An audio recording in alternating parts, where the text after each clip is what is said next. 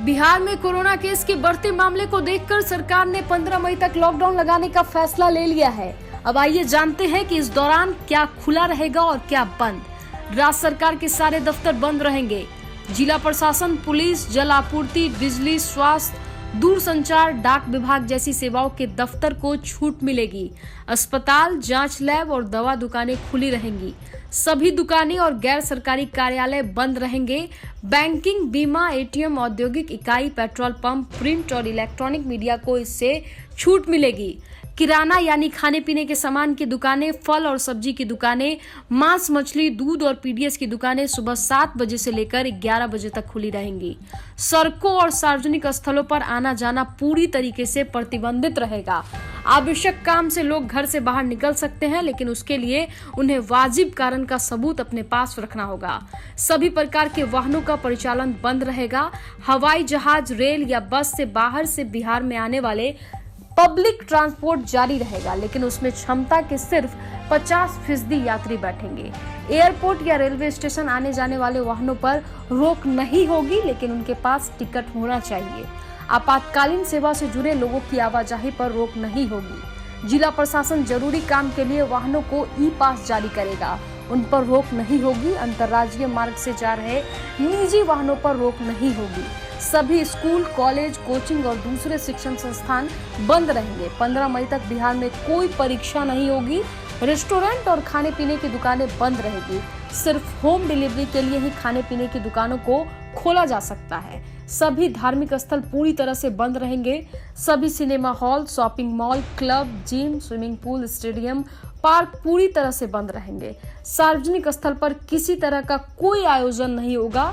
शादी ब्याह होगा, लेकिन इसमें कोई बैंड बाजा या बारात नहीं होगा। शादी ब्याह के लिए 3 दिन पहले पुलिस को सूचना देकर अनुमति लेनी होगी। किसी भी शादी में सिर्फ 50 लोग शामिल हो पाएंगे। अंतिम संस्कार में ज्यादा से ज्यादा 20 लोग शामिल हो पाएंगे। मंगलवार की सुबह बिरती बथवरिया के जमादार राय के दरवाजे से बथवरिया थाना की पुलिस ने संदिग्ध हालत में एक 25 वर्षीय युवक की शव बरामद की है। मृतक की पहचान मुजफ्फरपुर के गाया घाट निवासी शशिभूषण ठाकुर का 25 वर्षीय पुत्र कुंदन और सुमित कुमार के रूप में की गई है, जो भारत फाइनेंस कंपनी में कार्य करता था। पूरा मामला बगहा पुलिस जिला के बथवरिया थाना क्षेत्र की है, जहां टेसरिया बथवरिया पंचायत के वार्ड संख्या 11 निवासी जमादार राय के दरवाजे से स्थानीय पुलिस ने चौकीदार की सूचना पर एक फाइनेंस कर्मी का शव बरामद किया है।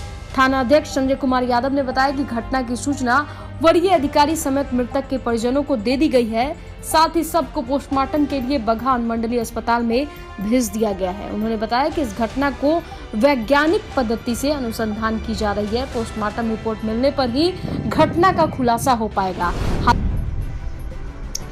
कोरोना के बढ़ते प्रभाव में बिहार के स्वास्थ्य सेवा की बदहाली के कारण आज पूरे राज्य में हाहाकार मचा है, जिसकी कई तस्वीरें अभी तक सामने आ चुकी है। लेकिन इसी बीच बेतिया के जीएमसीएच से आई एक तस्वीर सिस्टम पर सवाल खड़ा कर रही है।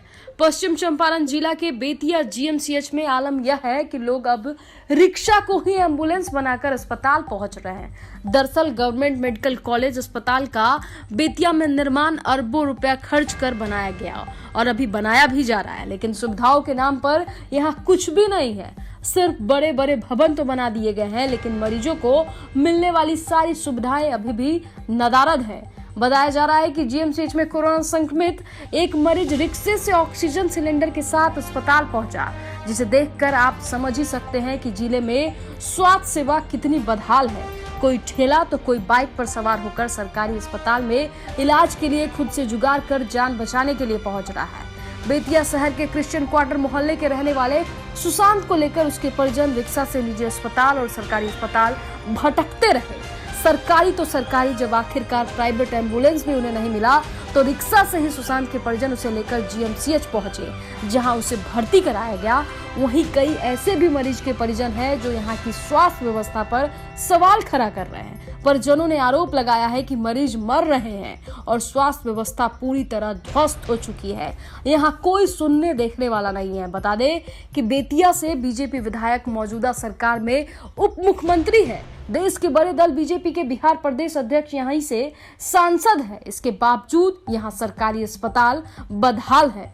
तभी तो लोग मारे मारे फिर रहे हैं। कभी ऑक्सीजन तो कभी एम्बुलेंस तो कभी डॉक्टर की तलाश में भटक रहे, दम तोड़ रहे हैं। जिले में कोरोना संक्रमितों का आंकड़ा बद से बदतर होते जा रहा है और दर्जनों लोगों की यहाँ मौत भी हो चुकी है। प्राइवेट नहीं मिला है। हाँ, हम लोग रिक्शा नहीं, वहाँ गए, अंजनी डॉक्टर के पास गए हैं, तो रेफर किया है, तो वहाँ से हम लोग यहाँ रहे हैं। और वहाँ भी हम लोग लेके गए थे रिक्शा से।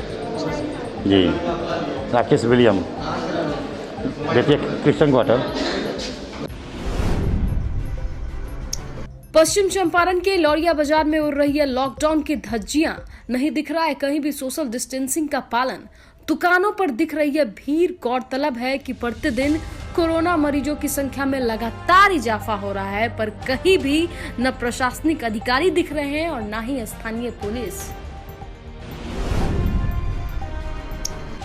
बिहार में लॉकडाउन पर फैसला आते ही जिलाधिकारी कुंदन कुमार ने कहा कि कोविड संक्रमण को नियंत्रित करने और बेहतर स्वास्थ्य सुविधा उपलब्ध कराने के उद्देश्य से गृह विभाग बिहार द्वारा जारी दिशा निर्देशों का सख्ती के साथ 100% अनुपालन सुनिश्चित आवश्यक है। प्रभारी पदाधिकारी, जिला आपदा कोषांग, सभी अनुमंडल पदाधिकारी, प्रखंड विकास पदाधिकारी, अंचल अधिकारी सहित अन्य संबंधित अधिकारी निरंतर भ्रमणशील रहकर निर्गत आदेशों का अनुपालन करवाएंगे। उल्लंघन करने वाले व्यक्तियों के विरुद्ध विधि समेत कार्रवाई की जाएगी। सभी अनुमंडल पदाधिकारी और प्रखंडों के वरीय प्रभारी पदाधिकारी उक्त कार्य का लगातार अनुश्रवण और पर्यवेक्षण करेंगे। बेतिया नगर परिषद की निवर्तमान सभापति गरिमा देवी शिकारिया अपने निर्वाचन क्षेत्र वार्ड संख्या 24 अंतर्गत लाल बाजार, 3 लालटेन, शोभा बाबू चौक, आंशिक क्रिश्चियन क्वार्टर आदि नव क्षेत्र में अपने निजी कोष से कोरोना रोधी केमिकल का छिड़काव करके अपने पूरे वार्ड क्षेत्र को सैनिटाइज कराने का कार्य शुरू करवाया है। शहर में बढ़े विषैले मच्छरों के प्रकोप से बचाव के लिए मच्छर मार दवा की घोल का भी छिड़काव कराया गया है। इस मौके पर अपने दल बल सहित स्वयं भी मौजूद रही। उन्होंने कहा कि बीते अप्रैल माह में मैं स्वयं भी अपने परिवार के 7 अन्य सदस्यों के साथ कोरोना संक्रमित हो गई थी, लेकिन वर्तमान में बढ़े कोरोना का भयंकर प्रकोप के कारण कोरोना के सामुदायिक संक्रमण का खतरा अब सबके सर चढ़कर मंडराने लगा है। इससे बचाव के लिए सबसे कारगर तरीका हम सब के लिए अपने अपने घरों में पूरे परिवार के साथ दुबक कर रहना सबके लिए जरूरी है। अब हम सबके लिए यह जरूरी है कि सामने वाले हर व्यक्ति से कोरोना संक्रमित मानकर प्रोसीजर के अनुसार मानक दूरी का पालन किया जाए। इसी के प्रति जागरूकता और सावधानी बरतने का अनुरोध करने के लिए मैं स्वयं अपने गृह वार्ड क्षेत्र के एक मोहल्ले में जा रही हूं। इस मौके पर नवेंदु चतुर्वेदी, वार्ड जमादार इंदल प्रसाद मौजूद रहे।